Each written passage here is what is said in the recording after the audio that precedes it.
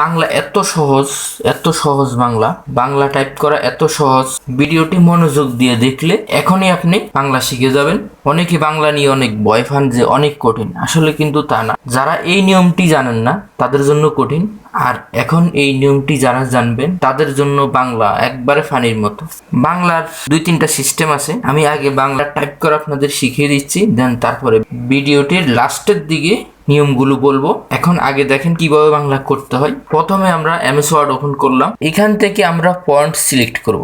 সুতুনি এমজে, এটাকে বলে সুতুনি এমজে। এই যে অজবরল উল্টা পাল্টা জ বিসর্গ লাস্টে ও, এটা সুতুনি এমজি। এখানে ক্লিক করবেন, অথবা এই ফন্টের এখানে লিখবেন SUT, দেখবেন এখানে সুতুনি এমজে পুরাটা চলে আসছে। অনেক সময় দেখবেন সুতুনি OMJ আসবে, তখন কিন্তু হবে না, এটা লাগবে হচ্ছে সুতুনি MJ।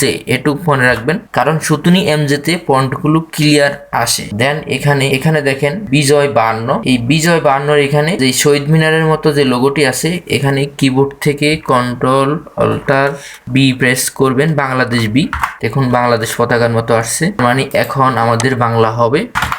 আমি একটি যুক্তবর্ণ লিখে দেখাই। বাংলা সবগুলো অক্ষর ক্লিয়ার আসবে কিনা সেজন্য চেক করবেন খিও লেখে। খিও যেখানে আসবে তখন মনে করবেন সবগুলি ক্লিয়ার আসবে, খিও না আসলে মনে করবেন না সবগুলো ক্লিয়ার আসবে না। তো আমি খিও লেখা দেখাচ্ছি, ক জি, দেখুন খিও চলে আসছে।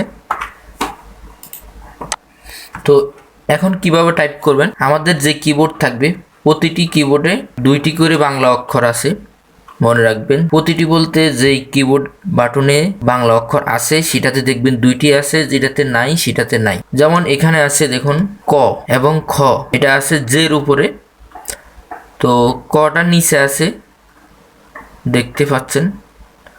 এই জন্য নিচে যে সংখ্যাটা থাকবে, নিচে যে অক্ষরটা থাকবে সেটার জন্য কিছুই ধরতে হবে না, এমনিতেই বাটনটি প্রেস করলেই আসবে। এবং উপরে যেটি থাকবে সেই অক্ষরটির জন্য অবশ্যই শিফট ধরে দিতে হবে। তো এখন জানলেন উপরে এবং নিচের অক্ষর কিভাবে আসে। এখন জানেন যুক্তবর্ণ কিভাবে লিখতে হয়। যুক্তবর্ণের জন্য মাঝখানে জি প্রেস করতে হয়। যেমন আমি লিখবো ন, এখানে মাঝখানে জি প্রেস করব, যুক্তবর্ণ একটার সাথে একটা জোড়া লাগানোর জন্য জি দিয়ে, দেন আমি দিব এখন আবার ন, দেখুন 9 ন। আরেকটি অক্ষর দেখাই, যেমন স্থায়ী লিখতে আমি দিব স, দেন এখানে স দিতে হবে, দন্তেশ জি। তো এখানে স্থায়ী লিখতে সর সাথে থ আছে, ত না, তো আমাদের থ কিন্তু উপরে আছে, কে এর উপরে আছে, তো এই জন্য থ দেওয়ার জন্য শিফট ধরে দিব, তাহলে দেখুন এই যে চলে আসছে। একটু বড় করে দেখাই।